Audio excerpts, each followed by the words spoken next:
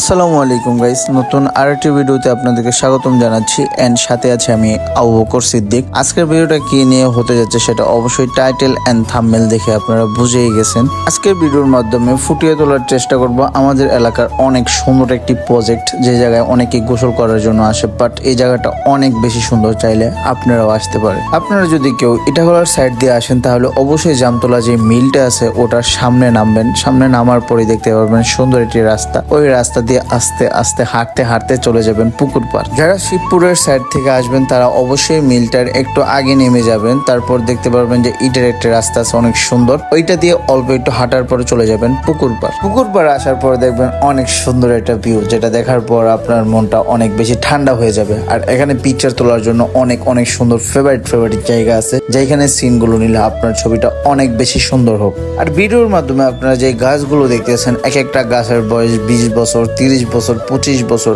এরকম বড় বড় গাছ। পুষ্কুনির পার আসলে দেখতে পারবেন। এখন আমরা দেখাবো যে আমরা কোন সাইডে গোসলটা করি। মূলত আমরা এর ছোট ভাইয়ের কাছে গোসল করি। এটা হলো যে বড় পুষ্কুনির পাশেই ছোট আরেকটি পুষ্কুনি। এটার বয়স মেবি 10-12 বছর হবে, বাট কত বছর হয়েছে সেটা আমরা একজন মুরব্বীর কাছ থেকে জানবো, তারপর আমি এই ভিডিওর মাধ্যমে আপনাদেরকেও জানিয়ে দিব। আমরা যখনই গোসল করতে আসি তখনই দেখি এখানে জালরা জাল টান দিতেছে, যেটা দেখতে আমাদের কাছে অনেক বেশি ভালো লাগছে। আর এই পুষ্কুনিতে মূলত ওরা খাবার দেয় না, তারপরও যে বাংলা মাছগুলো আছে তারা এই জায়গায় চাষ করে। এখন আপনাদের মনে প্রশ্ন জাগতেই পারে যে খাবার ছাড়া কিভাবে মাছগুলো চাষ করে, বাট আমিও জানি না। ওদের কাছে জিজ্ঞাসা করছিলাম যে এই মাছগুলো এত ছোট কেন, পরে ওরা উত্তরে বললো যে ওদেরকে পর্যাপ্ত পরিমাণের খাবার দিয়ে না, যার কারণে মাছগুলো বড় হইতেছে না। এইখানের যে পুকুরগুলো আছে সেগুলো মানে একবারে শুকাইতে পারে না, যার কারণে সাইড দিয়ে জালটা টান দিতে হয়, আর সব ধরনের মাছ ধরা পড়ে না। তো ওরা কি করে, 1 মাস পর পর জাল টান দেয় আর যা মাছ পায় তা বিক্রি করে দেয়। এখন আমি আপনাদেরকে দেখাবো ভিডিওর মাধ্যমে সেটা হলো যে ওরা কতগুলো মাছ পাইছে বা এখান থেকে কি কি মাছ পাওয়া গেছে সবকিছুই দেখাবো। এখন এই ফুটেজের মাধ্যমে আপনারা দেখতে পারবেন যে ওরা কতটুকু মাছ পাইছে বা কি ধরনের মাছ পাইছে সবকিছুই দেখতে পারবেন এই ফুটেজটার মাধ্যমে।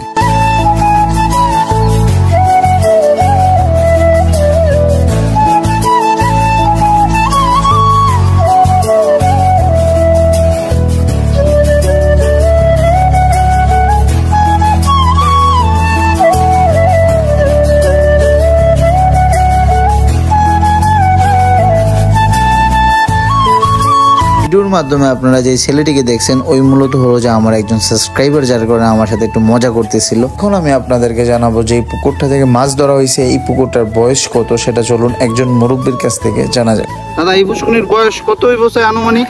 10 বছর। 10 বছর? দেখি হাসা কথা হয়েছে নাকি মিশা কথা? হাসা কথা। 10 বছর।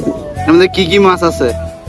আরে তেলাপিয়া, রুই, পুডি, সিলভার, কার্পু, টাহি, শিংমাছ। আর কি করতে হবে? আর মাছ নাই? রুই দকছি, রুই কাতলা দকছি। ঠিক আছে। আপনারা তো ওনার নিজ মুখ থেকেই শুনতে পারছেন যে এই পুকুরটার বয়স আনুমানিক কত হবে। উনি বলছে 10 বছর, মেবি এদিক সেদিক হতে পারে।